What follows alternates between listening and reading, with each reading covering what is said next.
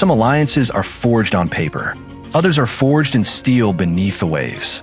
Somewhere off Australia's coastline, a Virginia-class attack submarine cuts through the deep, quiet, fast, built to hunt. And soon, boats like this won't just belong to the U.S. Navy.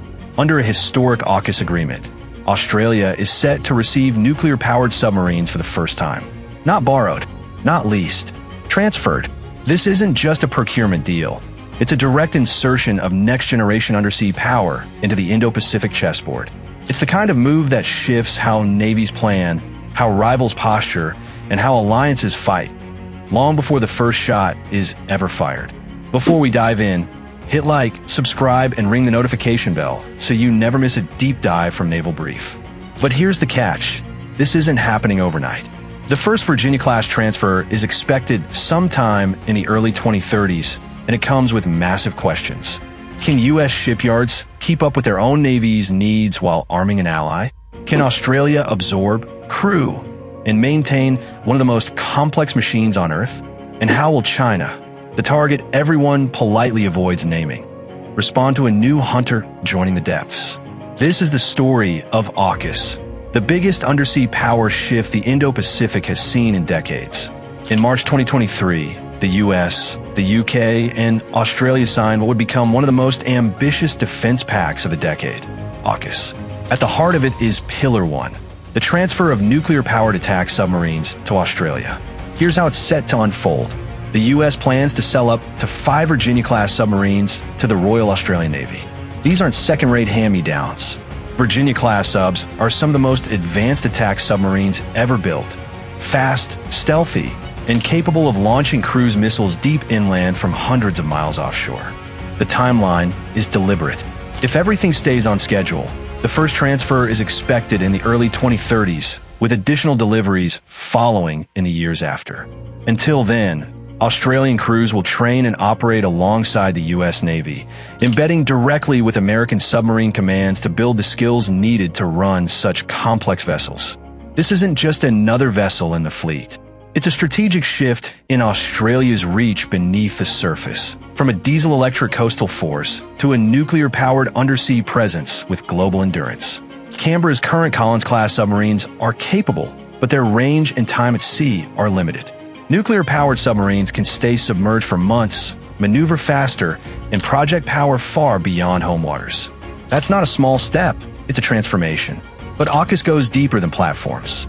Canberra and Washington are also expanding shipyard infrastructure to support the long-term operation and maintenance of these submarines. It's as much about building an undersea ecosystem as it is about the vessels themselves.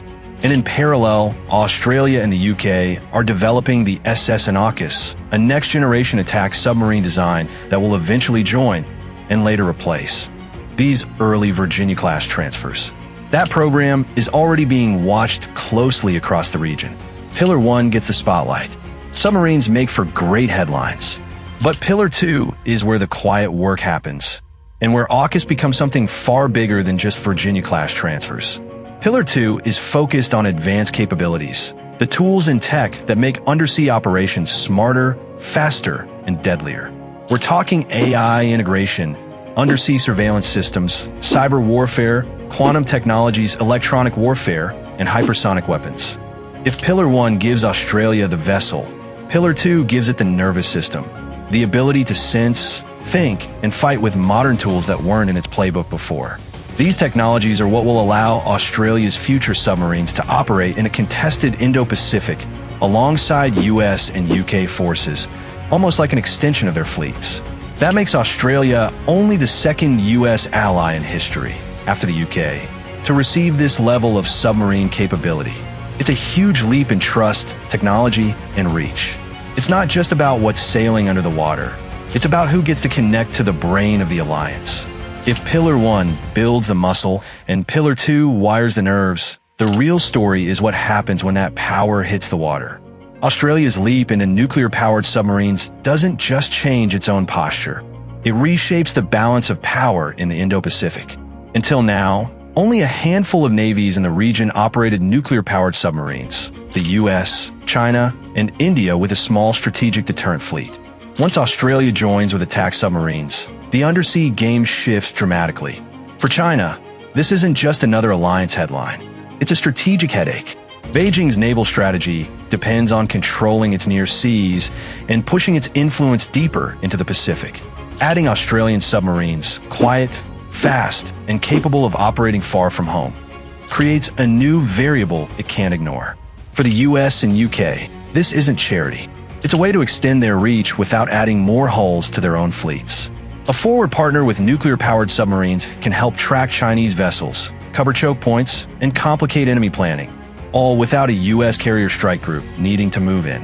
For regional neighbors, especially in Southeast Asia, the message is loud and clear. The undersea domain is no longer a two-player contest. The waters stretching from the South China Sea to the Eastern Indian Ocean are about to host a far more capable and unpredictable undersea presence. And here's the real weight of it. Submarines don't posture like surface ships. They disappear into the deep, and that uncertainty forces everyone else to think twice. On the surface, AUKUS sounds like a clean strategic win. But when you zoom in on where these submarines are actually coming from, the picture gets a lot messy, eh? The Virginia-class submarines bound for Australia aren't being built in some spare shipyard with empty slips waiting.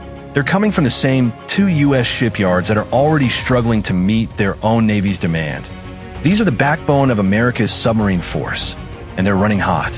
The U.S. Navy's Virginia-class production is behind schedule, averaging barely 1.2 to 1.4 submarines a year instead of the 2 per year the Navy needs. At the same time, those same shipyards are also building the Columbia-class ballistic missile submarines, the absolute top priority for U.S. nuclear deterrence. That program alone is eating up skilled labor, time, and resources. Now, AUKUS is being layered right on top of that. And Beijing, like every other major player in the Indo-Pacific, knows exactly where that bottleneck lies. Then there's Australia's own challenge. Nuclear-powered submarines demand a completely different support system than diesel-electric boats, specialized crews, nuclear oversight, basing infrastructure, and long-term maintenance. Building that from scratch will take years and billions. As I just mentioned, there's costs. Each Virginia-class sub runs in the billions. Add in basing, training, and infrastructure, it's a multi-decade commitment that will shape strategy and budgets on both sides of the Pacific. When Australia eventually sails its first nuclear-powered submarine, it won't just mark a fleet upgrade. It'll mark a moment where the undersea balance of the Indo-Pacific tilts, not with a bang, but with a whisper beneath the surface. The U.S. is betting its industrial muscle. Australia is betting its future posture. And China, along with every regional power, is already adjusting its playbook. This isn't just about submarines. It's about who gets to shape the silence. Anchor this is Naval Brief.